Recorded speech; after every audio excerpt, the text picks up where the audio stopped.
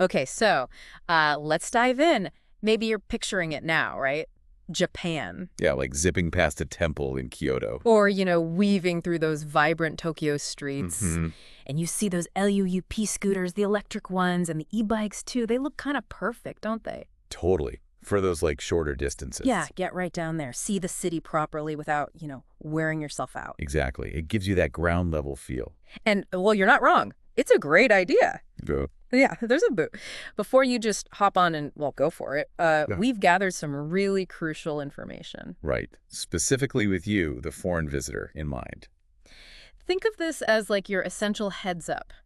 How to avoid some, well, potentially serious travel headaches, and maybe even some surprisingly big fines. Exactly. These micromobility things like LUP, they offer amazing freedom, a really unique way to see the cities. For sure. But it's not quite the same as just renting a normal bike, for instance. Uh-huh. So our goal with this deep dive, using the latest info we have as of May 16th, 2025, is basically to give you a clear, practical guide. How to use LUUP safely, responsibly. Yeah. We want you to feel confident exploring, not, worried about accidentally breaking some rule you didn't know about. Okay, let's get down to it then. What is LUUP exactly? Well, imagine this network, right? These electric scooters and also pedal assist e-bikes. The ones you see parked in those little stands. Exactly. The ports. They're dotted around major cities. We're talking Tokyo, Osaka, Yokohama. Kyoto too, I bet. Oh yeah, Kyoto, Kobe, even Nagoya. Big hubs. And the process is all through an app. Yep. Smartphone app. You find a port, unlock a vehicle, ride it, and then park it at another designated port when you're done. Sounds pretty simple on the surface for getting around. It does, yeah. Yeah. But there are some key conditions right off the bat. Like what? Okay, so for the electric scooters, this is important. The minimum legal age to ride is 16. 16. Got it. That's based on Japanese law. Correct. Japan's Road Traffic Act. Then there's the setup. You need the LUUP app. Is it in English? Oh, thankfully, yes, it's available in English. But you also need to register and prove your age. Ah, okay. So have your passport ready when you sign up. Definitely. You'll need to upload proof of age during registration. Okay. App downloaded, age verified. Now here's something I found interesting. The test. Yes. This is maybe different from systems elsewhere. You have to pass a traffic rules test. Inside the app That's itself. inside the app. And get this, they've just rolled out a new test, started May 1st, 2025. A new one. So even if you used LUUP before. Doesn't matter. Everyone, new users, old users, you need to pass this new test by June 1st. Wow. They're really emphasizing knowing the rules up front, aren't they?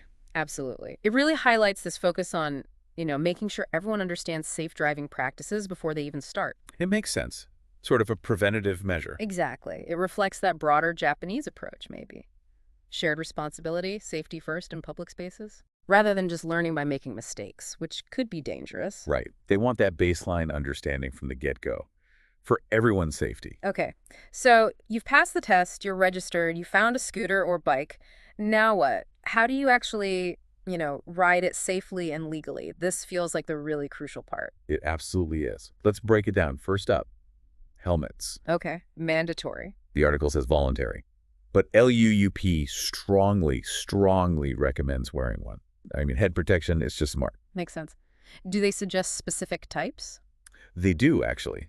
They mention designs that meet certain safety standards like CEN 1 in 78 or CPSC. What do those codes mean, practically speaking? Basically, it means the helmet's been properly tested, rigorously tested for impact protection. Ah, okay. So if you bring your own, look for those labels. Or buy one they suggest, maybe. Precisely. It gives you a good benchmark for safety, even if it's technically optional by law right now. Gotcha. Safety gear, check. Now the big one. Hmm. Where can you actually ride these things? The rules of the road. Okay, general rule. Yeah. Left side of the road. Always. Left side. Like driving a car in Japan. Exactly. And if there are bicycle lanes, you should use them. Definitely use the bike lanes. What about sidewalks? Can you just hop onto the pavement? Generally, no. Sidewalk riding is very restricted. Only if you see a specific sign. What kind of sign? It'll say something like normal, bicycle, and pedestrian only. Okay, and even then? Even then, there are strict conditions.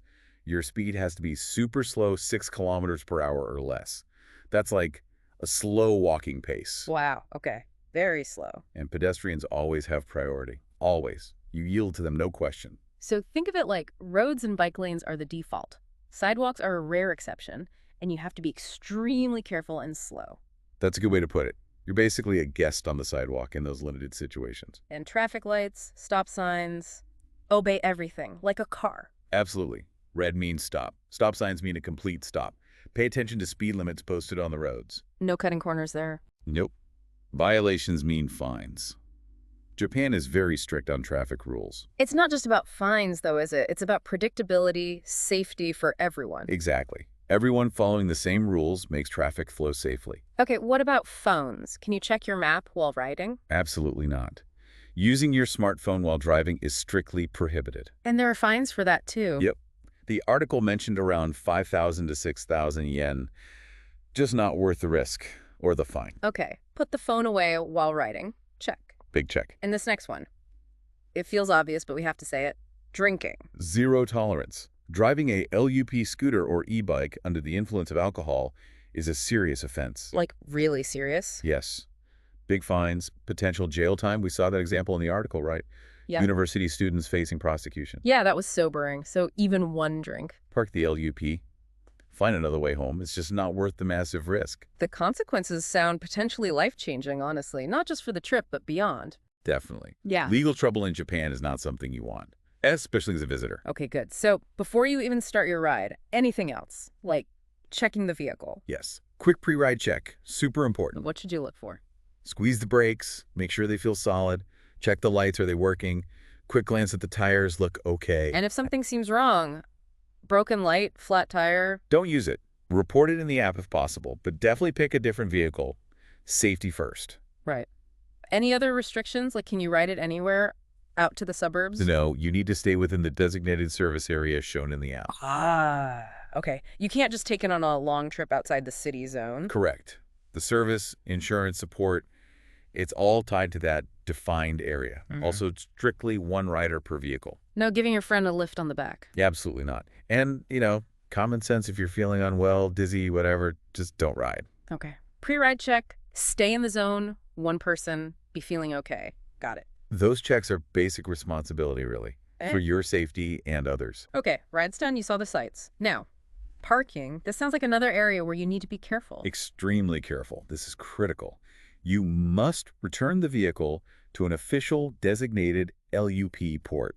Not just lean it against a wall somewhere convenient. Definitely not. Absolutely not. Don't leave it on a random sidewalk. Don't block building entrances. Don't block traffic. What happens if you do? If you just leave it somewhere? Okay, if you park it improperly, like blocking pedestrians or cars, LUUP can fine you directly. How much? Get ready for this.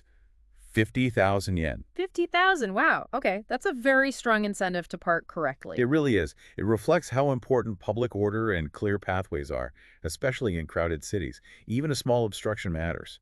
So find an official port on the app. What if you park it somewhere that isn't blocking anything, but it's also not an official port, like just a regular bike rack area? Still a fine, unfortunately. If it's not a designated LUUP port, even if it seems like okay parking, you can still be fined 30,000 yen by LUUP. 30,000? Ouch. Okay. The takeaway is, check the app.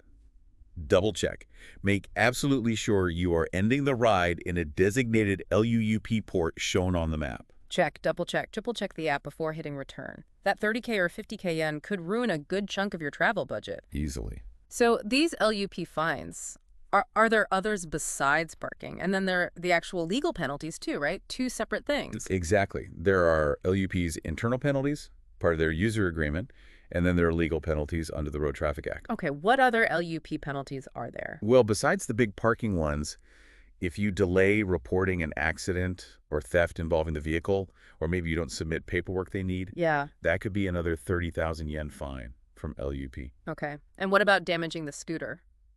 Or if it gets stolen while you have it? If it's deemed intentional damage or negligence leading to damage or theft, that's the biggest LUP fine mentioned. 200,000 yen. 200,000. Wow. Okay. These are serious numbers. They are. And LUP communicates these fines through the app, and you're expected to pay them as part of using the service. Right. It's in the terms you agree to. Okay, now shift gears to the legal penalties. The ones from the police or traffic authorities. Right. These are under Japan's Road Traffic Act, for those more minor things we talked about. Like running a stop sign or using your phone. Yeah. Expect fines around 5,000 to 6,000 yen. Usually you get a blue ticket. A blue ticket, what do you do with that? You typically have to take it to a bank or post office to pay the fine. Okay. What about bigger violations, like the age thing, riding under 16? That's much more serious legally. It could lead to up to 6 months imprisonment or a fine up to 100,000 yen. That really underlines it's not just a suggestion, it's the law. Absolutely. It's Right. about who is legally permitted to operate these vehicles. And the really serious stuff. Drunk driving, causing an accident. As we discussed, huge fines, potentially hundreds of thousands of yen, or even prison time. That university student case from July 2023 is a stark reminder. Yeah, definitely. Anything else on the legal side? One more thing.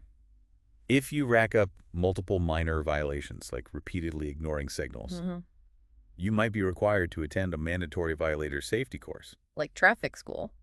Kind of. It's Huh? about 3 hours long. You have to pay the fee for it, around 6,000 yen. So the system tries to educate, not just punish, for repeat offenders. Right. It's aimed at preventing future unsafe behavior. Okay, this is a lot of info. Let's bring it back specifically to you, the listener visiting Japan.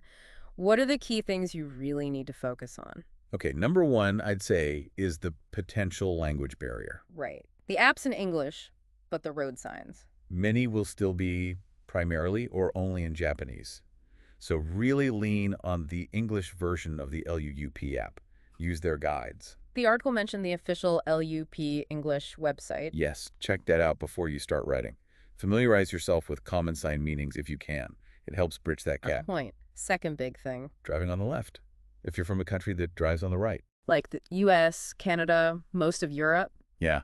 You need to be consciously thinking left, left, left, especially when turning or pulling out. It's easy to slip into old habits. Super easy. Requires constant focus, especially at first. Definitely. And tied to that, we have to mention the sidewalk rules again. Because they're so specific. Very specific, remember. Only with the sign, super slow speed, pedestrians always first. Don't assume you can just ride on any sidewalk. Got it. What about insurance if something happens? Good news is LUP vehicles are insured. But if you have an accident, you need to know the specifics, what's covered, what procedure to follow. Where do you find that? Check LUP's support page or within the app. Get familiar with the accident reporting process before you need it, ideally. Always good advice. And lastly, a sort of warning, I guess, for foreign visitors specifically. Yeah, it's just the reality that if you do get a fine or have a legal issue, dealing with it can be way more complicated because of the language barrier. Explaining yourself, understanding the process. Right. And the article even mentioned serious violations could potentially affect your visa status. Did warn about that. Yeah. A serious violation of Japanese law could have immigration consequences for tourists. That's a heavy potential penalty. Definitely something to make you think twice and be extra careful. For sure. Be diligent, be respectful of the rules. Okay, so let's try and wrap this up. The big picture, LUUP. It looks great, super convenient for exploring cities like Tokyo, Kyoto, Osaka. Yeah, fantastic for those shorter hops where walking's too much, but maybe transit isn't quite right. And it's a big but. A very big but. You absolutely must know and follow the rules, strictly. We've covered a lot. Age limits, registration, that mandatory app test. Helmets, strongly recommended, knowing where to ride left side, bike lanes, very limited sidewalk use. No phone use while riding, absolutely no drinking and driving. Doing the pre-ride checks, staying in the service area, only one rider. And parking. Critically important only in designated LUUP ports to avoid those massive fines. Right, and we detailed those potential fines, both from LUP for things like bad parking or damage, and the legal ones under the Road Traffic Act for breaking traffic laws. Underage driving, ignoring signals, DUI, serious consequences there. And for you, visiting from abroad, remember the language challenges with signs, the crucial difference of driving on the left, and those specific sidewalk rules. So the absolute key takeaway here, the thing you really need to remember. Understand the rules before you ride. Simple as that. Do your homework first. Read the guides. Pass the test thoughtfully. That little bit prep time can save you a ton of money, a huge amount of hassle, and potentially serious legal trouble. Makes the trip much smoother and more enjoyable. Exactly. And maybe one final thought to leave you with. Yeah. Think about why these rules are so detailed and strict. Yeah. It's not just about LUP. What do you mean? Well, these regulations, the fines, the emphasis on safety, they arguably reflect something broader about Japan. You know, that cultural focus on public safety, on order, on consideration for others in shared spaces. Ah, interesting. So seeing the rules not just as obstacles, but as part of the local context. Maybe.